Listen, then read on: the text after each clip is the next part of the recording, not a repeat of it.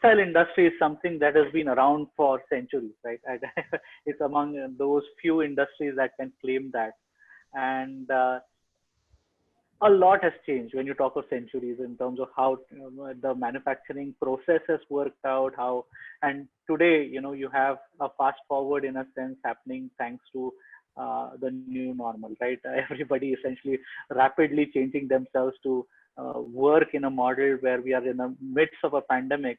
And as things come back, in a sense, the whole operational model would have changed, right? So if you could spend a few minutes, Nitin, first just looking back and, based on your experiences, talking a little bit of the textile industry and what kind of changes are happening in the textile industry right now. So textile, if you see, India is always a pioneer for the textile market, and we, especially in Ahmedabad, if you see, it was a Manchester for the textile, and so we have a deep root in India for the textile industry. But in last few years, there is a lot of competition which has arisen in other market like China or Bangladesh or Sri Lanka, and that's how there is a tough competition which has arisen, and that has brought a lot of age into the technology which textile has started adopting in recent past.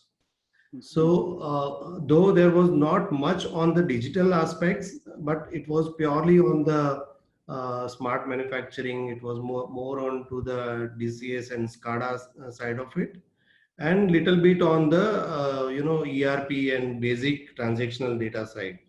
But there was no major, I would say, investment going on the digital side. But because of the pandemic and because of the new normal through which we are going through, there is a lot of vibrancy which has come up in this business. So especially in textile, it is very difficult for people who have not started digital journey to cope up with the time, because the world has changed drastically in the last 3 months. And textile is mainly onto the B2B segment, and definitely if you see about retail, then it is B2C, where there is a lot of technology which was already in place, but into textile there is a very less investment on the digitalization, and that's where now the change is coming up. So if you ask me what will be the biggest change which we have seen in recent past, is how to reach to our customers, especially in B2B market, because normally we used to go to customer by trade show. We used to travel to customer with the products what we manufacture, and we take the orders from the customers. So now the challenge which we all textile manufacturers are facing is to how to reaching out to our customers, how to get the products, how to give them an experience of touch and feel of the products, how to get the orders. Then there is also challenge which all the textile manufacturers are experiencing is on the starting the manufacturing activities on the shop floor with the COVID norms like social distancing or staggered manpower and other stuff. And definitely, as other industries are passing through cost reduction and optimization, phase, textile business is also going through the same phase. So that's how these are the major challenges we all the textile manufacturing are going through. What are the things that you have taken up, especially in these times, to help move forward? So as at Arvind, we have taken up our digital journey a little before COVID embarked. So we are at a little safe zone. But yes, there are a lot of things to be done in terms of going digital. So going digital is the best way to address such challenges when you can not travel, you cannot reach out to your customers or vendors. Correct. So, digital transformation journey started before COVID. we have implemented certain solutions like IoT for the operational efficiency, productivity, utility monitoring and planning and scheduling and quality perspective. We have done some of the digital transformation activity in terms of customer portal, vendor portal, CRM and other stuff. That has really give us a edge to mitigate current challenges to when there is a huge demand of digital supply chain picking up globally, we are able to mitigate those requirement. Still we are working on the digital supply chain side where we how we can do the virtual business with our customers and our suppliers. So the business is moving towards demand-driven model with 3D technology, virtual Mhm. sampling, and AI supported planning. Customer wants to us to have a real-time 3D product experience. The requirement of digital library, digital showroom, digital trade show, such kind of requirement has come up from the customer side. Uh, Mhm. even Interesting. even at the shop floor side, virtual inspection of the production shop floor, quality check point of other areas, warehouse inspection, all these requirement has come up from the customer side. So customer want to see the visibility of their orders and dispatches sitting at their own premises. They don't want to travel to our places, and they want to see Mhm. all the, digitally.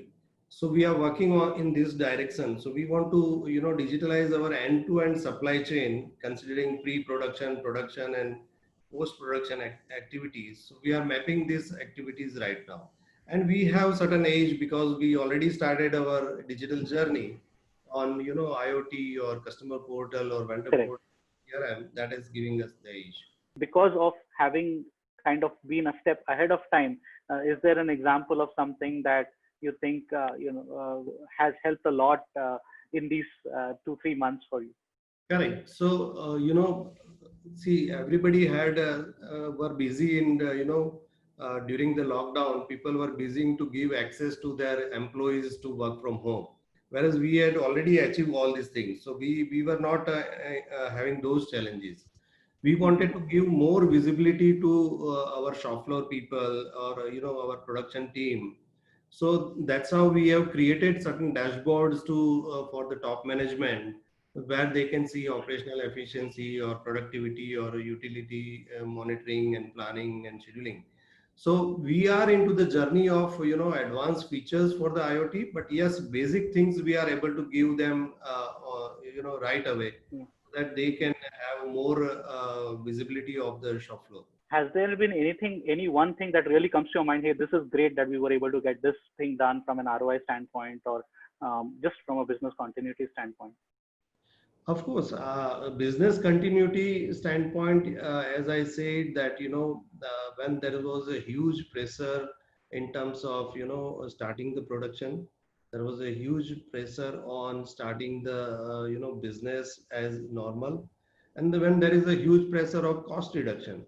So when you talk about cost reduction, there is a challenge of manpower, there is a challenge of material availability. So you have to optimize your production activity, and you have since you have less orders, how you can optimize your machines, how you can optimize your efficiency, how you can plan better way, so that you are with minimal resources you can get through the requirement. So those things are we are able to achieve with digitalization processes, whatever we have kept in our business shop floor. Okay, great. So just kind of moving into the earlier stages, moving outside of the COVID context into some of the design level things associated with trying to get a connected shop floor going, the way we did in 2019.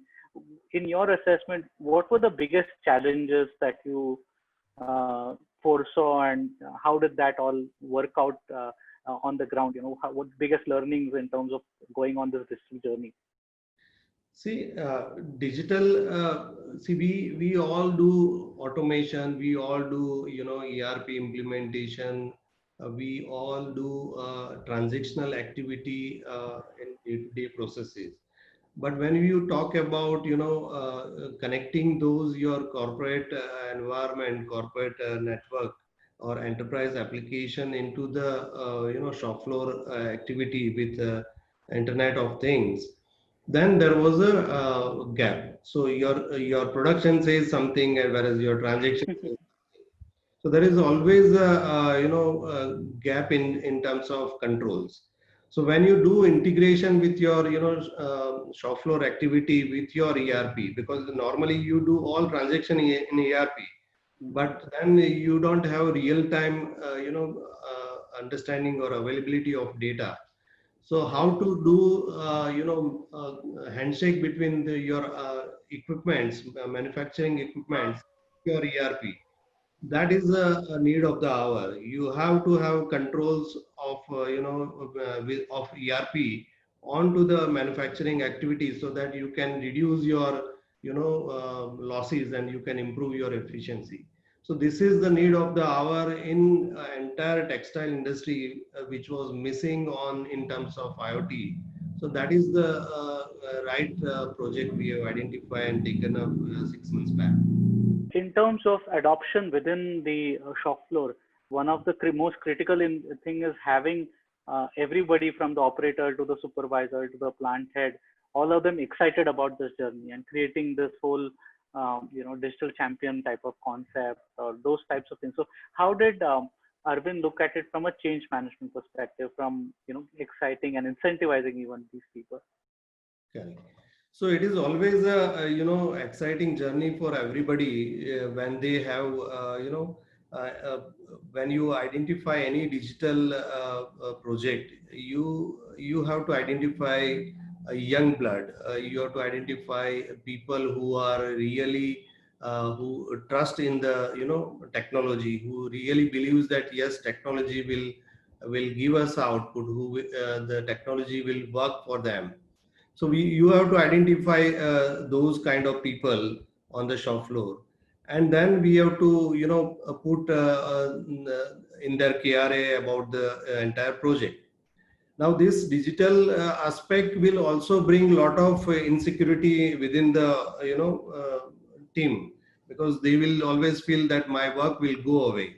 But that is not the right approach. So we have to convince them, we have to educate them, we have to tell them that this will improve your efficiency. Ultimately, today one operator is managing one machine, tomorrow you can manage more machines, so you can improve your efficiency, you can improve your visibility, and whatever you are doing as a postmortem you can do in a real time. So supervisor can have a dashboard, he can have a real time visibility of all his machines on the shop floor. From the operational aspects and the supervisory aspects, there is also the entire planning angle, right? So, do you think this has also impacted the planning processes, and are there any examples around that you've seen? So we all, as I said, we also included planning and scheduling activity on the shop floor in the Correct. IoT area. Uh, Normally in IoT, people only take data out and they only monitor on the dashboard. But whereas we have taken a journey where we are not only taking data out, but we are also pushing data from SAP to the IoT platform. So that part we are doing Correct. planning and scheduling in a better way, so that entire shop floor team has got a visibility of what is to be produced today, what is the plan for each machine today. So they are quite happy with this approach. Otherwise, giving only the data out to the shop floor team, they will not be more happy. So now their work is improved, their efficiency has been improved. When you do a proper planning and scheduling, your ability to prioritize your work on machine is improved. Do you envision a situation very soon, or at any point, where essentially, if a bus purchaser has, your one of your customers can actually see exactly where the their order is in the whole journey? That is the vision what we have in digital supply chain. So we have initiated that entire digitization of our pre-production activity. So we pre-production activity starts with our design and development of the product to the adoption. So what our customer wants and how they see in new normal, how they see customer behavior. So what is the expectation of the customer in new normal? We are going to map them with our design and development activity. We are going to target their value chain. We are going to target what they want and how they want. So we are working on those direction for the pre-production activity. We want to give them complete understanding about whatever the product we have. We want to create first our digital assets. So whatever product we develop, we will create a digital asset. We'll put it into the the digital I would say library. We'll create a digital trade show, digital showcase to customer, and we will try to give them a 3D experience of touch and feel, that this is how your product will look like. And then we will grab the order. So once we grab the order, we want to give them understanding about what is the status of their order in terms of planning, execution, manufacturing, then into the warehouse, and from the dispatch and up to the shipping time. We want to collaborate with our supplier, our customers very closely. So we want to do a lot of EDI activity with our our system, who can talk to their system. So we are trying to collaborate with our customers in this area also. We want that they should have a clear visibility of whatever they are looking for, and we should also have a similar way visibility of whatever their orders, whatever their audit terms and other stuff.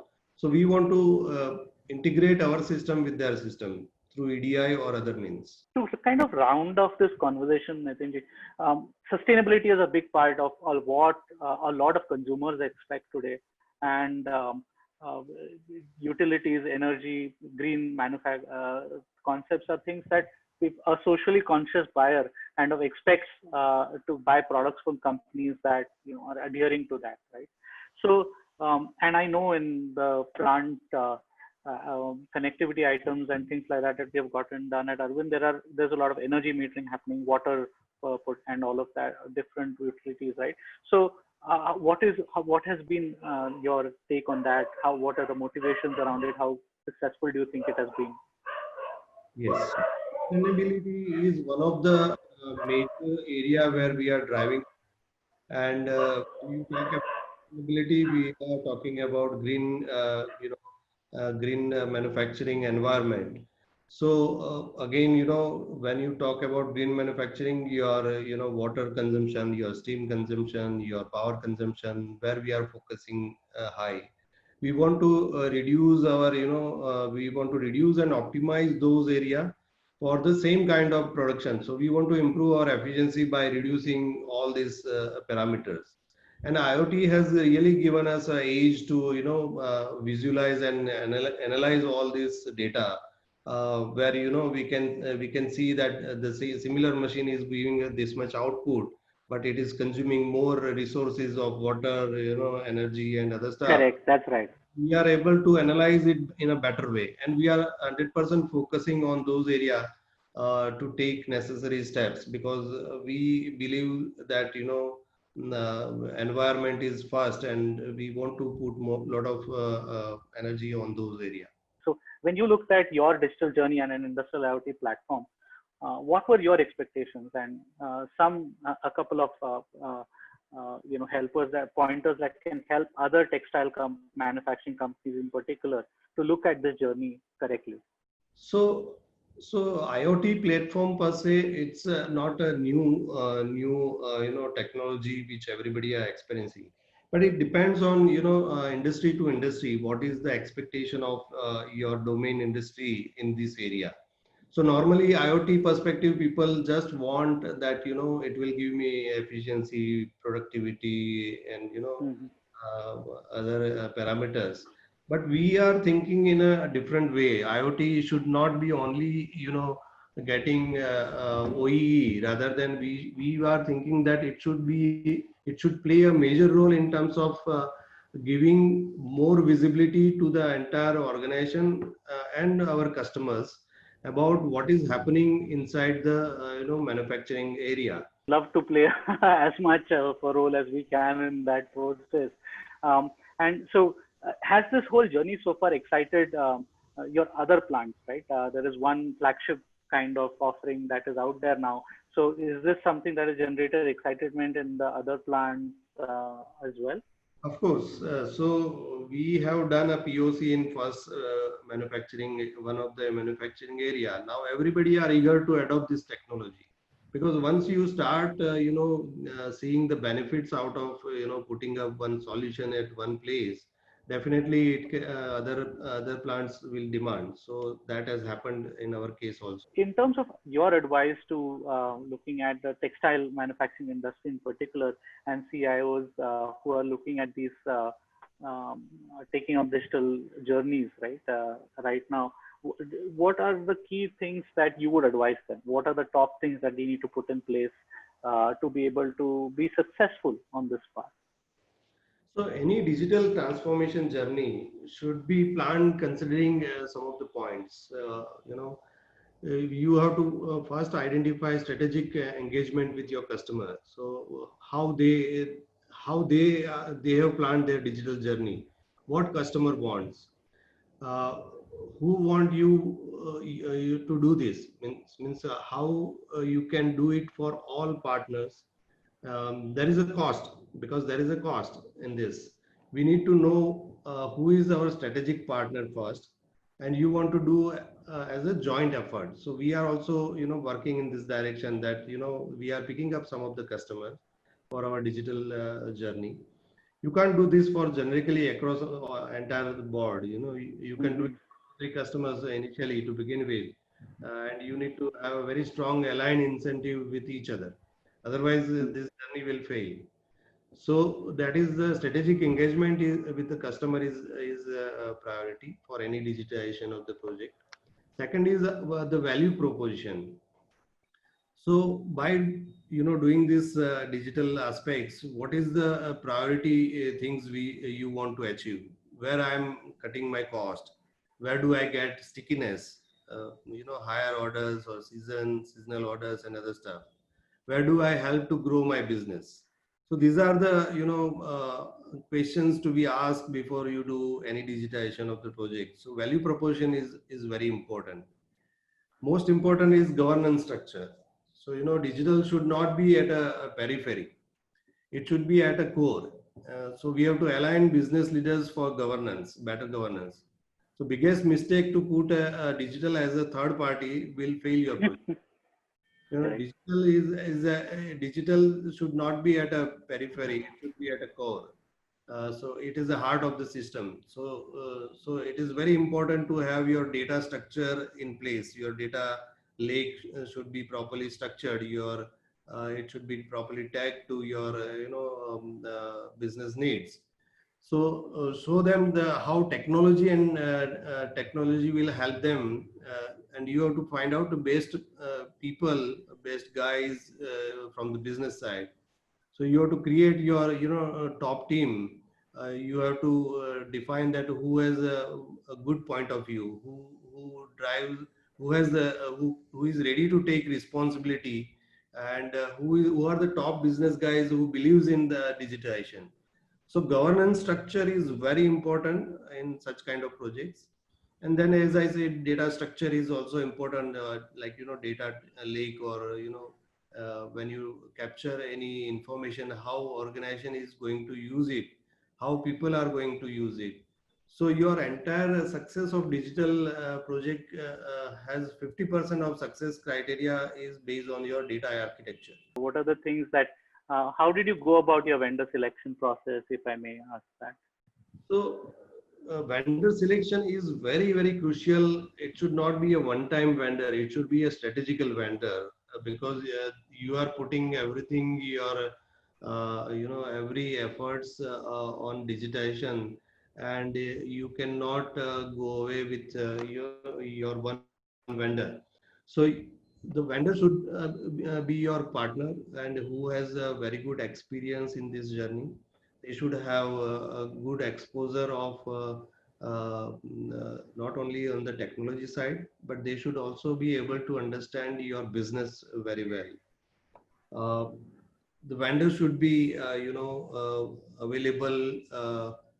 for you to support not only on one geography. They should be available to support you in all the geography of the world. And finally, the vendor should not be, focusing on the one technology. They should be able to, change with the time and, pace on the technology front. Because today we have seen in recent past that, technology is growing very fast and changing very fast. So vendors should not be they should be agnostic of any technology. They should be able to provide us. They should be able to mitigate business requirement quickly. So they should be a technology agnostic. So yes, definitely vendor selection plays a major role. How do you look at the next couple of years and this? What is the biggest thing that you would hope to see happen around the digital journey that you have, or in the industry is looking at having? So, see, basically, when we talk about a futuristic digital platform, the authenticity of information, the source of information should be very strong. There should be a single source of truth for across the organization.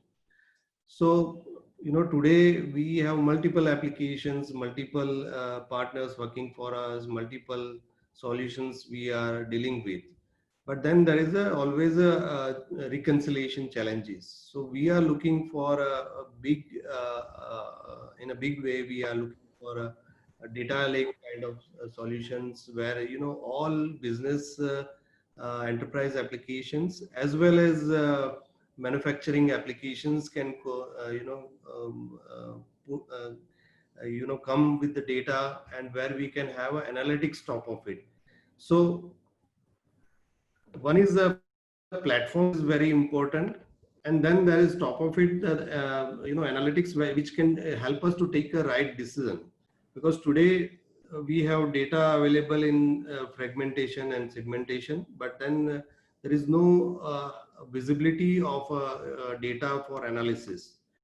So cloud is has given a lot of benefits nowadays to set up a data lake. So we are embarking that journey towards the data lake on the cloud, and we are also focusing how we can leverage and extend our applications to our customers and suppliers so that they can also work with us.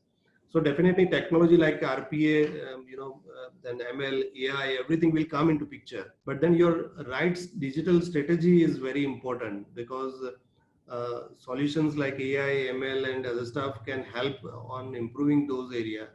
But how you structure your data is very important. Sure. So appreciate you sparing the time, Nitinji, in terms of sharing our, your perspectives on a journey that we have been fortunate to be a part of, and the entire Altizon team has enjoyed, of course, interacting with and working with Arvind in terms of making all of this happen. So once again, appreciate your time.